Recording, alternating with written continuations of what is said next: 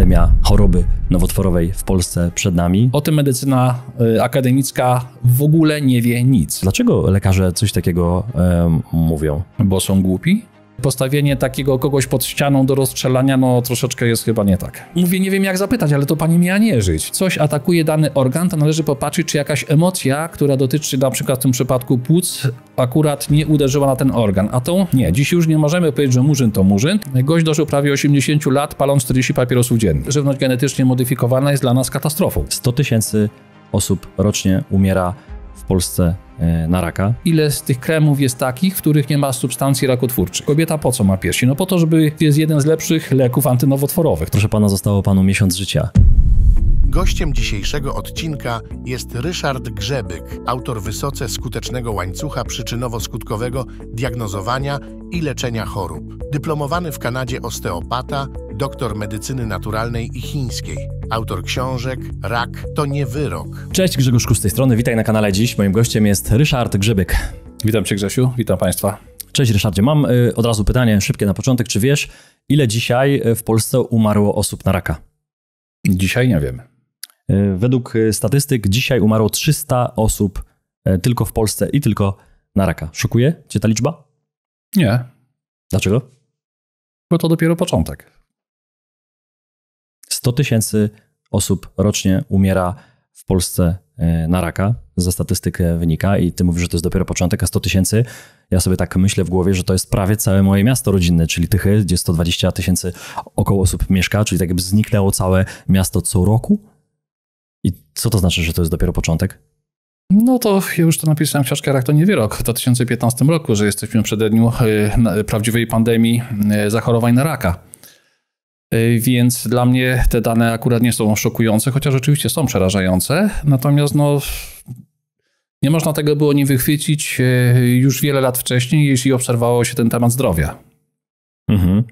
Jaka jest główna przyczyna tego, co się faktycznie, mówisz, będzie działo, no bo mamy 2024 rok, połowę roku i takie dane. I faktycznie nagrywamy dzisiaj w Katowicach. Centra onkologii, jak się przejeżdża również w Katowicach, no to tam po prostu nie da się zaparkować. Pełno samochodów, pełno pacjentów i ty mówisz, że to jest dopiero początek, że pandemia choroby nowotworowej w Polsce przed nami. Jaka jest główna przyczyna albo kilka przyczyn, których kiedyś nie widzieliśmy przez ostatnie lata, że tak się dzieje? Znaczy nie widzieliśmy tylko dlatego, że jeśli się tym nie interesowaliśmy. Jeżeli się ktoś tym interesował, to nie mógł nie skojarzyć pewnych faktów. Chociażby takich prostych, że jesteśmy otoczeni potężną ilością chemikali wszelkiego rodzaju, z których jeżeli ktoś miał ochotę zagłębić chociaż tylko w niektóre z nich, bo na dzisiejszy jest ich ponad 200 000, ale zagłębić się chociażby w niektóre z nich, te, które mamy w gospodarstwie domowym i zobaczyć, jakie one mają skutki uboczne, no to nie ciężko było się domyślić, że kwestia kumulacji tych produktów w organizmie, które następuje na przestrzeni lat, wcześniej czy później musi doprowadzić do zwiększonej ilości zachorowań. A dodajmy tylko, że to, że dana chemikalia została dopuszczona do tak zwanego obrotu, to wcale nie znaczy, że jest bezpieczna, bo bezpieczeństwo chemikali stosuje się w okresie raptem 3-miesięcznym. Czyli jeśli ktoś w tym czasie nie umrze, no to znaczy, że chemikalia jest bezpieczna. Mhm. No przykro to powiedzieć, ale przemysł chemiczny trzyma nad wszystkim, że tak powiem, mocną kontrolę. No i ustalił sobie przepisy kontroli chemikali tak, jakie jemu były potrzebne.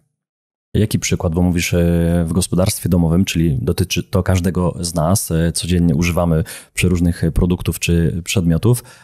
Co dzisiaj możemy zrobić, oglądając ten odcinek? No bo to nie jest odcinek o tym, żebyśmy straszyli i mówili, że tyle jest, tylko pewnie będą pytania, już są, co zrobić, albo o czym ty, Ryszard, mówisz, o jakich przedmiotach, o czym, że kilka tysięcy czy więcej tych wszystkich chemicznych produktów, które nas otaczają, czy otaczają nasze dzieci.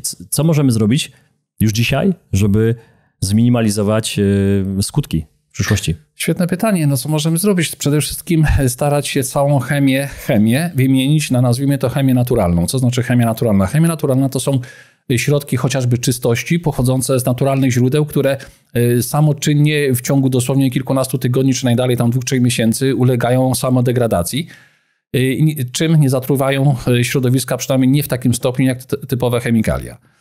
Weźmy sobie kremy przeciwsłoneczne, bez których mało kto wyjeżdża na tygodniowe wakacje. Zobaczmy, ile z tych kremów jest takich, w których nie ma substancji rakotwórczych. Weźmy szampony. Ile w szamponach? Teraz jest na szczęście już coraz mniej, bo ostatnio, chyba z 2 lata temu obserwowałem niektóre szampony.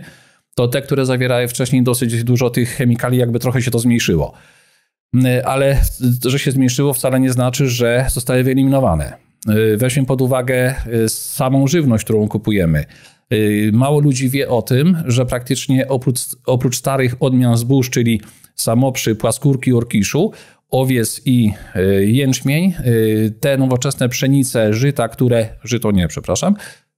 chyba nie, tu się teraz złapałem, ale pszenica na 100% to jest wszystko genetycznie modyfikowane. Praktycznie jak weźmiemy pod uwagę to, co jest w sklepach, to jest około 600 produktów, które są genetycznie modyfikowane. A przecież jest wystarczająco badań klinicznych, żeby zobaczyć, które to, co dowodzą, a dowodzą to, że żywność genetycznie modyfikowana jest dla nas katastrofą. Zwłaszcza w 3., 4. pokoleniu, powiedzmy, populacja szczurów, na której to było badane, jest bezpłodna. W związku z tym następuje koniec populacji. A że na opakowaniach nie pisze, że to jest żywność GMO, z jednego prostego powodu. Kolejny świetny przepis Unii Europejskiej mówi, że jeżeli danego produktu jest poniżej 5% w czymś tam, to nie musi być wymienione na etykietce. No więc mamy sprawę załatwioną. Jak to obliczyli ludzie, którzy się na tym dobrze znają, biorą tam jakieś rzeczywiście pewnie uśrednione porcje. Każdy z nas, czy chce, czy nie, spożywa co najmniej kilkanaście, jeśli nie kilkadziesiąt kilogramów żywności GMO rocznie. No nie może się to dobrze skończyć. Psst, przepraszam, że przerywam, ale mam ważną wiadomość. Gościa, którego właśnie oglądasz, będziesz mógł poznać na naszej konferencji w ostatni weekend października. Wiem, że być może nie jesteś w stanie podjąć teraz decyzji o zakupie biletu, bo nie wiesz, co będziesz robił w tym terminie. Dlatego w komentarzu pod filmem zostawiłem dla Ciebie link do formularza. Zostaw tam kontakt do siebie, abym bliżej tego terminu przypomniał Ci o konferencji. Do części z Was zadzwonię osobiście. Do usłyszenia. Przeczytałem sobie o kilku danych i teraz może je przeczytam, bo ten problem nie dotyczy tylko Polski, żebyśmy oczywiście tutaj się bardzo nie denerwowali, że to tylko u nas jest tak źle. W 2022 roku, to są najnowsze dane, Światowa Organizacja Zdrowia odnotowała na świecie 20 milionów nowych przypadków raka, a w okolicach 2050 roku odnotowywać ich będzie każdego roku 35 milionów. To wzrost aż o 77%. Patrzę na to, i czy to nie jest jakieś programowanie społeczeństwa na to, że tak się ma wydarzyć? No bo skąd oni wiedzą dokładnie, że w ten sposób będzie, albo czy oni kimkolwiek są oni, jak ty myślisz? W zasadzie odpowiedziałeś na swoje pytanie. Tak, jak najbardziej moim zdaniem jest to programowanie społeczeństwa, że tak ma być. To jest takie usypianie nas, że tak będzie, nic z tym zrobić nie można i ludzie poddajcie się tym biernie, bo na to już nie ma jakby żadnego ratunku, co jest oczywiście nieprawdą. No dziwna data, rok 22, tak, wiemy po jakim okresie zadymy światowej nastąpił ten wzrost nie tylko zachorowań na raka, ale różnych innych zaburzeń, chociażby układu krążenia. Więc to jeśli ktoś myśli, że to był przypadek czy coś, no to myślę, że powinien trochę przemyśleć głębiej te wszystkie połączenia, które są niewyciągane na światło dzienne, przynajmniej na pewno nie przez publiczne telewizje. A że programowanie to nie podlega dyskusji, to jest coś na wzór tego, co dzisiaj mamy pod tytułem programuje się polskie społeczeństwo na ewentualną wojnę z Rosją. Ja mówię ewentualną, ale oni już wiedzą, że będzie wojna, że muszą zrobić pierwsze uderzenie, bo inaczej Rosja zaatakuje. To równie dobrze na tej samej zasadzie można wszystkich facetów posądzić o gwałt i zamknąć w więźniach, bo przecież mają, nazwijmy to, możliwości, żeby ewentualnie zgwałcić jakąś kobietę. To jest takie bardzo wredne, podprogowe gotowanie żaby, z czego niewielu ludzi de facto zdaje sobie sprawę. I dokładnie jeśli chodzi o rozwój tych raków, tego wszystkiego, jest dokładnie to samo. Przypomnę tylko, że była taka akcja kilkanaście lat temu w Polsce, że opracujemy strategię walki z nowotworami. Więc tam ja napisałem swój odzew na ten temat i było tak, że do tej pory stosowaliśmy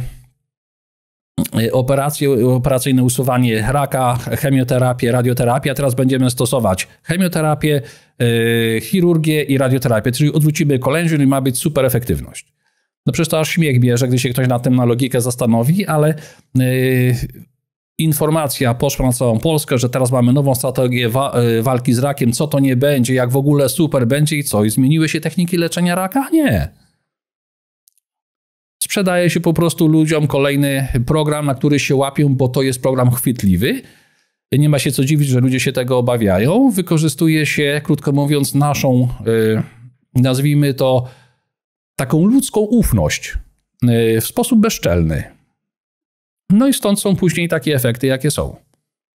Mam tu jeszcze inne statystyki, więc faktycznie dzisiaj się będę troszkę tymi danymi podpierał. Najczęściej występującym nowotworem na świecie był rak płuc, 2,5 miliona nowych przypadków, czyli 12,5% wszystkich nowych przypadków. Na drugim miejscu, ale to sobie do tego może zaraz przejdziemy. Dlaczego rak płuc jest najpopularniejszym rakiem? Z czego to wynika? Zła jakość powietrza, czy z czegoś innego? No, niektórzy to łączą bardzo szybko, bardzo zero-jedynkowo, często z papierosami. Czy to jest główna przyczyna, czy są inne? No warto myślę, że w tym momencie powiedzieć, że raki płuc, trzustki i mózgu nie są wliczane do statystyk raka jako takich, dlatego że wyleczalność metodami konwencjonalnymi tych 3 nowotworów jest praktycznie na poziomie zera. Żeby mnie tu dobrze zrozumieć, to nie znaczy, że nikt nigdy nie został wyleczony, ale mówię statystycznie w stosunku do innych nowotworów jest bardzo niska. Skąd się to bierze? Oczywiście tutaj można cały szereg różnych rzeczy wyciągnąć, ale nie zapominajmy, że tak zacznijmy od samego początku. My jesteśmy ludźmi, nie osobami, tylko ludźmi. Jesteśmy ludźmi, a w związku z tym mamy swoje emocje, mamy swoje przeżycia, czujemy miłość, nienawiść i tak dalej. I skoro coś atakuje dany organ, to należy popatrzeć, czy jakaś emocja, która dotyczy na przykład w tym przypadku płuc, akurat nie uderzyła na ten organ. A tą, powiedzmy, emocją to jest żal, smutek, rozgoryczenie. Ale to bardzo wielu ludzi nie zdaje sobie zupełnie sprawy z tego, że wewnętrznie jest w jakimś stopniu rozgoryczonych w ogóle tym, co nas otacza. Tym, że w zasadzie jesteśmy w naszym kraju, ale my nim nie rządzimy. Tym, że niby mamy polski rząd. Tym, że niby wszyscy chcą tak dla nas dobrze, a żyje nam się coraz gorzej i tak dalej, i tak dalej. Już pomijam to nawet jakieś historie rodzinne, gdzie ktoś tam kogoś zdradził, ktoś kogoś nie zachował się jak należy. No ale to wszystko się składa do jednego koszyka i te emocje właśnie, smutek, żal, tęsknota, ilu Polaków jest na emigracji na przykład, co tęsknią za rodziną. Jestem tego pierwszym przykładem. W którymś momencie już po 27 latach wróciłem do Polski, bo mnie po prostu patriotyzm tu przyciągnął. Więc wydaje się, że po takim okresie czasu to już człowiek się wyzbywa, powiedzmy, tych powiązań rodzinnych, ale nieprawda. Jestem tego najlepszym przykładem, że nie do końca. Tylko że ja zdając sobie z tego sprawę, po prostu tu przyjechałem, a nie gniotłem się tam gdzieś i dalej, żeby w tym pięknym świecie żyć. Kolejną rzeczą to są te wszystkie chemikalia, o których tu mówimy. Papierosy, tak, ale to jest jakiś tam mikroprocent. Prosty przykład. Człowiek, który ma odpowiedni wysiłek fizyczny i w miarę normalną dietę i nie ma predyspozycji w kierunku chorób płucnych, to w zasadzie może palić, a organizm i tak to wszystko wyrzuci. Ja nie zachęcam tym samym do palenia papierosów w żadnym przypadku, ale najlepszym przykładem tego jest mój sąsiad, który ciężko pracował na wsi, odżywiał się tym, co sam wyprodukował, czyli naprawdę było mało chemikali. Gość dożył prawie 80 lat, paląc 40 papierosów dziennie. I takich przypadków mógłbym co najmniej kilka wymienić. Oczywiście w momencie, gdy mówimy o zanieczyszczeniu środowiska, zanieczyszczeniu powietrza, to wszystko to wpływa na to, że degradacja płuc następuje w sposób szybki, bo robiono badania. Porównano na przykład u ludzi, którzy zmarli płuca mieszkańców wsi i miast, no to różnica była przeogromna. To często studentom na medycynie pokazują, bo patrzcie, ludzie z miasta mają te płuca prawie czarne, ludzie ze wsi jeszcze różowawe. Więc samo to oczywiście zanieczyszczenie środowiska, ale też nie zapominajmy o tym, że dochodzą do tego kolejne aspekty. Pytanie zawsze moje brzmi w takim przypadku, jak taki pacjent gdzieś do mnie trafi, co z innych organów, które mają wpływ na płuca, spowodowało, że te płuca przestały właściwie pracować. No i odpowiedź jest bardzo prosta, na to nam daje medycyna chińska, że organem korespondującym z płucami to jest jelito grube. No więc teraz zadajmy kolejne pytanie, a w takim razie od czego zależy praca jelita grubego? No znowu musimy się w tej przyczynówce cofnąć, bo teraz mówimy tu o przyczynówce. Żeby jelito grube mogło właściwie pracować, musimy mieć przede wszystkim właściwe stężenie kwasu solnego. Numer 1. Żeby jelito dobrze pracowało, musi pracować dobrze wątroba, bo może być coś takiego jak atak wątroby na jelito, czy atak żołądka na jelito. O tym medycyna akademicka w ogóle nie wie nic. Nic. Jeszcze tam kilka innych zależności jest, ale już nie chcę za bardzo mieszać, więc jeżeli ktoś ma właśnie raka płuc, to pierwsze psychika, później zobaczyć, co się dzieje na samym poziomie płuc, później bezpośredni organ korespondujący, czyli jelito grube, później co wpływa na jelito grube i ewentualnie jeszcze które organy wpływają na samo płuco. I w tym momencie mamy w miarę kompletny obraz tego, skąd się ten rak płuc wziął. Oj, chyba za dużo tu namąciłem. Nie, za dużo nie, a myślę, że istotne, co powiedziałeś, jest to, żebyśmy wrócili do tych emocji, bo wspomniałeś o czymś, o czym pewnie wielu nawet nie wie albo nie łączy tego, że to w ten sposób może działać, że emocje, tak jak powiedziałeś, rodzinne, czy związane na przykład z polityką, czy z geopolityką, z tym, że na świecie jest jakoś, a my nie mamy na to wpływu i my jesteśmy źli na to, rozgoryczeni, smutni i te emocje wpływają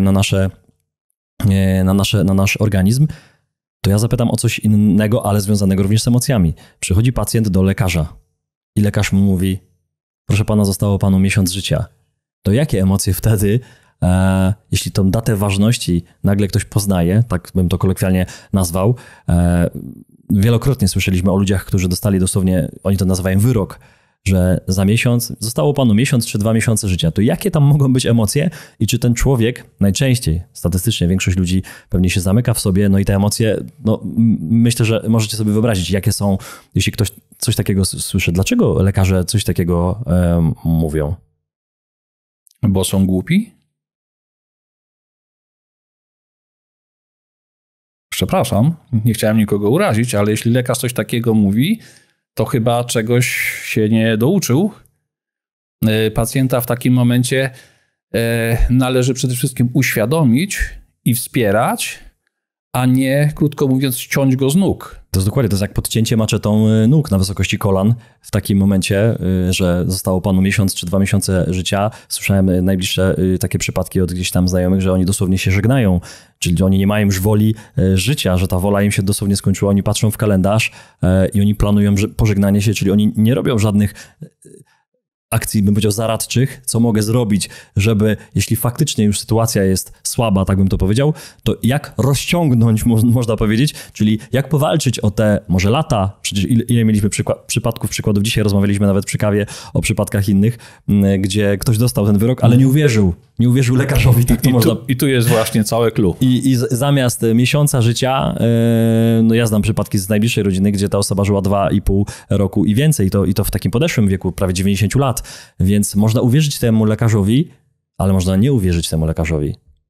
Czy to jest takie proste, jak to teraz powiedziałem? Tak, to jest aż takie proste. W Chinach robiono inaczej. Zacznę od tego, że w Biblii pisze, żeby wasza wiara była jak ziarnko gorczycy, przenieślibyście górę.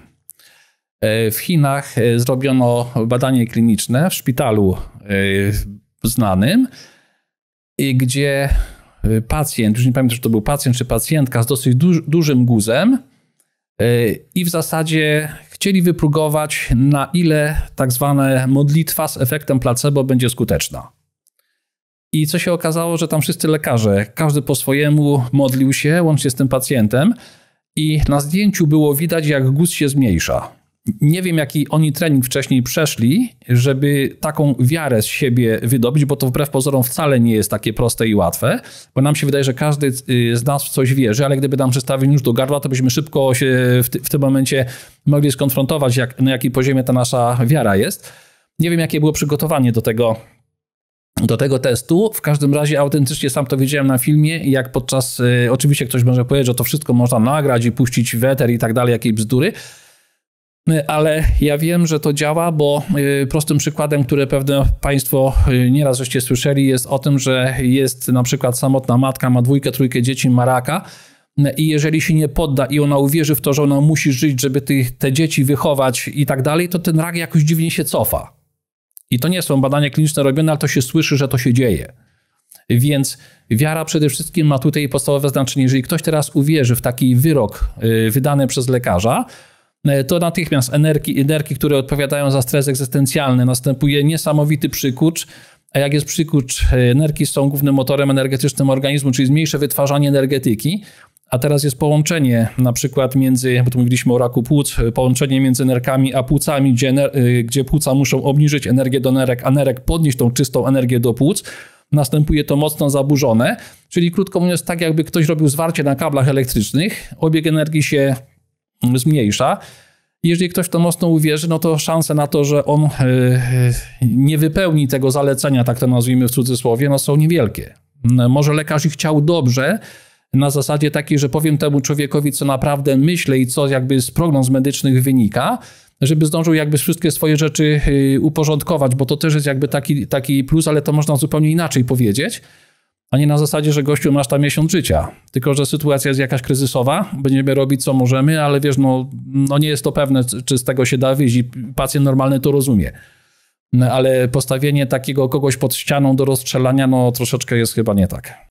Witam Państwa serdecznie i chciałem tutaj w imieniu całej ekipy zaprosić Was do korzystania z e-booka, w którym znajdziecie dużo ciekawych, praktycznych i dosyć łatwych porad na poprawienie sobie zdrowia w takich często występujących codziennych sytuacjach. W części, w której napisałem, dowiecie się, w jaki sposób za pomocą kilku w zasadzie suplementów można dosyć szeroką gamę różnych dolegliwości związanych chociażby z przeziębieniem, grypą i tak dalej sobie poprawić. Oraz napisałem tam, jak przygotować się do operacji i jak wyjść po operacji, w sensie wyjść takim, żeby szybko wrócić do zdrowia.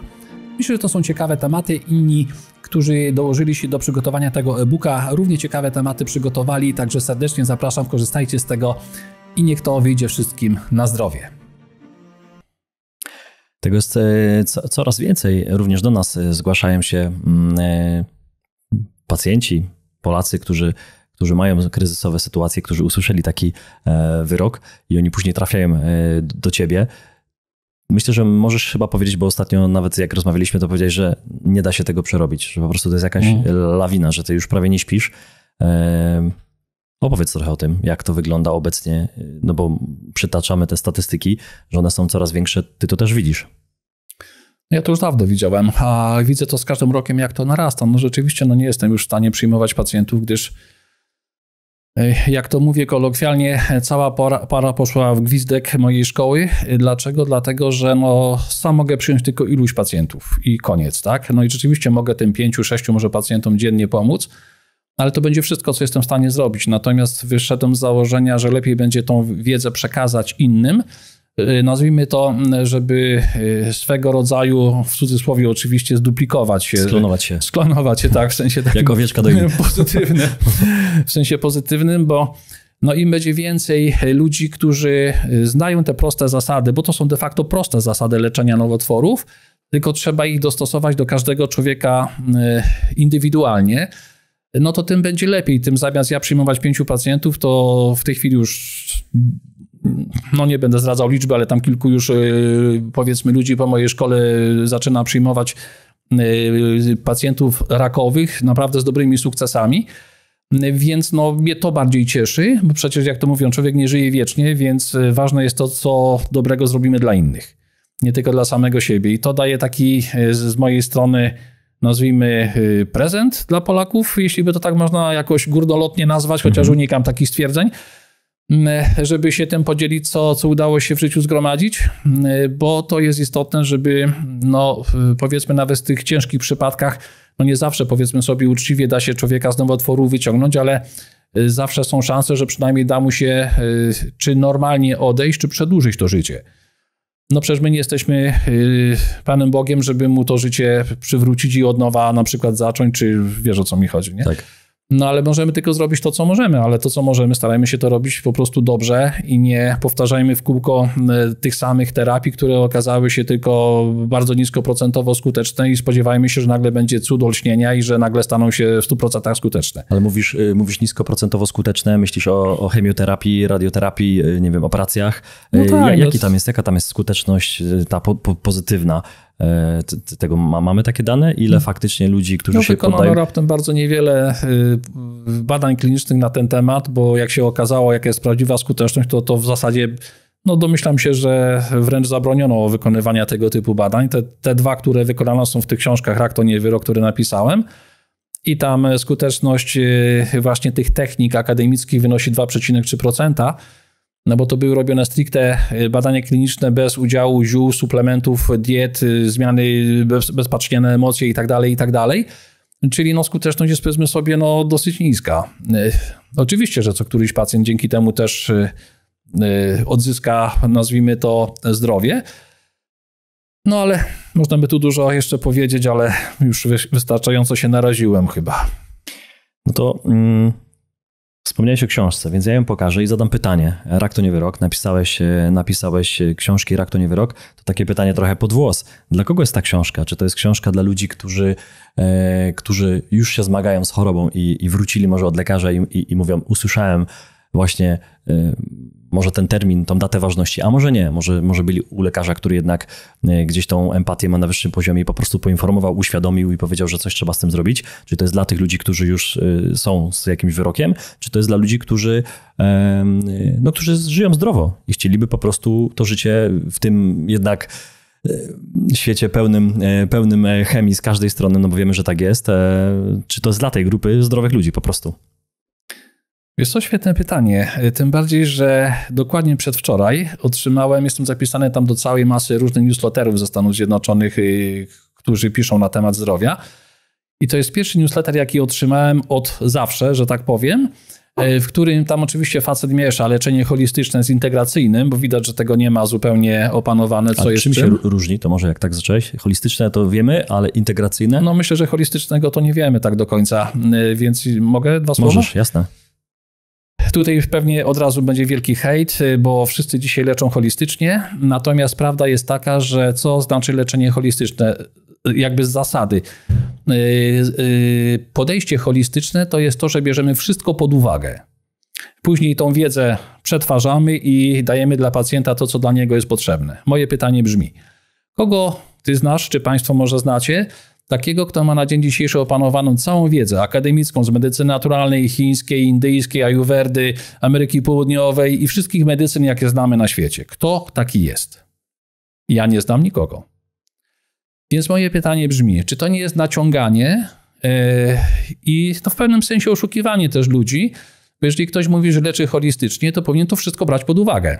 A skoro nie zna tych terapii wszystkich, a nie znam nikogo, kto by znał, no to dla mnie jest to co najmniej delikatnie mówiąc nieuczciwe podejście. Bo to, że to jest dobry temat marketingowy i do tego ludzie jakby się przyciągają holistycznie, oni nawet im się to kojarzy z czymś święto, nie wiadomo i tak dalej. No, różne ludzie mają skojarzenia. To jest dalekie od rzeczywistości. Kiedyś na przykład rozmawiałem, zresztą nieraz, ale akurat przypominam sobie tą rozmowę z jedną panią fizjoterapeutką, która powiedziała, że ona podchodzi holistycznie do fizjoterapii. No to zadałem jej kilka pytań na temat 1, 2, 3. Okazało się, że pani zupełnie o niczym nie wie, więc mówię, czy ty zdajesz sobie sprawę, że ty nawet nie wiesz tak naprawdę, że używasz nazwy, która jest absolutnie nieadekwatna do tego, co ty nią chcesz wyrazić. No ale pani zrozumiała. Tylko to trzeba człowiekowi jakby wytłumaczyć. Ale wracając do tego newslettera, który tam otrzymałem. Tam jest napisane tak, że jeżeli ktoś, obojętnie czy jest lekarz, czy jakiś inny terapeuta, potrafi albo wyleczyć z raka, albo przynajmniej zatrzymać jego postęp, to są terapeuci, którzy w zasadzie bez problemu radzą sobie z innymi lżejszymi zaburzeniami. I to jest dokładnie to, czego uczę w mojej szkole. I teraz wracając do twojego pytania, czy ten tytuł jest jakby tej książki właściwy? Moim zdaniem tak, dlatego że jeżeli weźmiemy pod uwagę właśnie to, co w tym newsletterze napisali po raz pierwszy od nigdy, że tak powiem, że jeżeli ktoś umie zagospodarować właśnie te ciężkie choroby, no to z innymi jest dużo mniejszy problem, co też nie znaczy, że zawsze wszystko można wyleczyć, bo jeszcze nasza wiedza nie jest aż tak rozwinięta, że z wszystkim sobie umiemy poradzić na 100%. No to w tym momencie ja miałem takie przekonanie, że każdy, kto będzie miał na przykład jakieś schorzenia krążenia, to po tą książkę sięgnie, że ktoś będzie miał zaburzenia jelit, po tą książkę sięgnie, ktoś będzie miał zaburzenia wątroby, po tą książkę sięgnie. Dlaczego? Dlatego, że te wszystkie elementy są w tej książce ujęte. Natomiast jak się okazało później z biegiem czasu, jakiś pacjent 1, 2, 10 do mnie trafia, ja mówię, przeczytaj sobie tą książkę, bo tam pisze na temat twojej choroby, ja ci nie muszę porady udzielać, bo tam sobie sam to doczytasz. No ale ta książka jest o raku. Ja mówię, matko, ludzie, miejcie troszkę szersze spojrzenie na to wszystko, ale ty znowu widzisz efekt tego, jak nas wyedukowano od dzieciństwa, że spawarz tylko umie spawać, tak? Okulista tylko zajmuje się okiem i tak dalej, więc jeśli taki tytuł jest, no to ludzie jakby z natury kojarzą to tylko z tym, że to dotyczy wyłącznie tego zaburzenia, które jest. A to jest naprawdę od przeziębienia po raka ta książka tak zawiera takie spektrum wiedzy. Okej, czyli mówiąc wprost, dla tych, którzy potrzebują, bo już byli u lekarza i dostali wyrok, ale również dla tych, dla których zdrowie jest ważne i jest naprawdę ważne. Nie tylko mówią, ale faktycznie coś robią, interesują się swoim zdrowiem i chcą sobie robić przegląd swojego organizmu, a nie tylko samochodu, więc dla nich to jest istotne. Dobrze. Ja bym jeszcze tutaj dodał, jeśli pozwolisz, proszę, że dla tych, którzy już mają tego raka, jeśli to jest przypadek jakiś szybko postępujący, to mogą nie zdążyć tej lektury przeczytać i tych wszystkich elementów sobie dograć, które są tutaj potrzebne, żeby zastosować natychmiast. Dlatego, no powiedzmy tak, wiadomo, że to jest dla tych dwóch grup, ale bardziej dla tych ludzi, którzy dbają o zdrowie i nie chcą, powiedzmy, wpaść w jakieś tarapaty, bo wtedy mają czas spokojnie się z tą wiedzą zapoznać, ewentualnie ją powtórzyć drugi raz, jakieś notatki porobić i tak dalej, i tak dalej. Okej, to ja znowu wrócę do statystyk, bo trochę ich jest, a one dają do myślenia, myślę. Na drugim miejscu rak piersi u kobiet. Tu jest 2,3 miliona przypadków, prawie 12%, a następnie rak jelita grubego, 2 miliony przypadków, 10%, rak prostaty, 1,5 miliona, 7,3% i rak żołądka, prawie milion, prawie 5%. Czy ciebie te liczby dziwią? Czy one są odzwierciedleniem tego, co widzisz naokoło, jak się społeczeństwo zachowuje i no właśnie, co by tutaj, jak byś skomentował te liczby? No powiem tak, mnie to specjalnie nie dziwi, z jednego prostego powodu. Zauważ kolejną rzecz, mówiliśmy o emocjach, więc ja pójdę o krok dalej, powiem o programach, które są, bo troszeczkę żeśmy powiedzieli o tych programach, jak się społeczeństwo programuje. I tutaj jakie są programy? Programy mamy w głowie takie, że musimy być poprawni politycznie, że nie możemy czegoś nawet mocniejszego powiedzieć w rozmowie, żeby kogoś nie urazić. Musimy mieć bardzo wyważone słowa, żeby kogoś nie urazić. I ja mówię, Murzynowi, przecież w języku polskim czarnoskóry to jest Murzyn. Tak. I to nie jest żadne obraźliwe powiedzenie. Nie, dziś już nie możemy powiedzieć, że Murzyn to Murzyn, tylko to jest jakiś tam w Stanach Zjednoczonych Afroamerykanin. Wymyśla się przedziwne nazwy po to, żeby nam zrobić bełkot z mózgu, a żebyśmy przypadkiem nie mówili wprost i nie nazywali rzeczy po imieniu. I to się później przekłada na to, że mamy konflikt pomiędzy tym, co my rzeczywiście czujemy, bo każdy z nas ma taki wzorzec prawdy w sobie. I tylko kwestia tego, jak bardzo tymi dziwnymi rzeczami go przemielimy, że tak powiem, ten wzorzec prawdy, takie później mamy efekty. Z czego głównie biorą się nowotwory, na przykład piersi? Oczywiście to nie jest reguła, że wszystkie, tak? Ale powiedzmy duża część. No z tego kobieta po co ma piersi? No po to, żeby podobała się mężczyźnie i po to, żeby wykarmiła dzieci. Więc jeżeli tu się coś dzieje, czy z dziećmi, czy z małżeństwem, to u takiej kobiety w bardzo wysokim procencie może to uderzyć na piersi. Do tego, jeżeli wiemy, że nowotwory piersi to są głównie nowotwory hormonozależne, to najprawdopodobniej tam będzie za dużo tego złośliwego estrogenu. Kolejną rzeczą, wiemy, że zęby leczone kanałowo powodują raki piersi w około 90% po tej samej stronie i w około 10% po przeciwnej stronie. I to chodzi o meridian żołądka, który idzie dokładnie przez sutek piersi. Kolejną rzeczą, którą wiemy, że wszystkie, może nie wszystkie, ale te dezodoranty, perspiranty, które zawierają aluminium, co się okazało ku zdziwieniu wielu, że jak robiono biopsję, to u tych pacjentek, co miały raka piersi, właśnie w tej ćwiartce tutaj było największe stężenie tego aluminium. I tak dalej, i tak dalej. Więc jeżeli teraz ktoś ma konflikty rodzinne, poprzez nienazywanie rzeczy po imieniu, poprzez nierozwiązywanie tych konfliktów, to się w nas kumuluje. Jeżeli ktoś teraz pakuje jakieś dziwne chemikalia do siebie, jeśli ktoś ma zęby leczone kanałowo, to ma wszelkie szanse, żeby dany rodzaj raka na niego uderzył.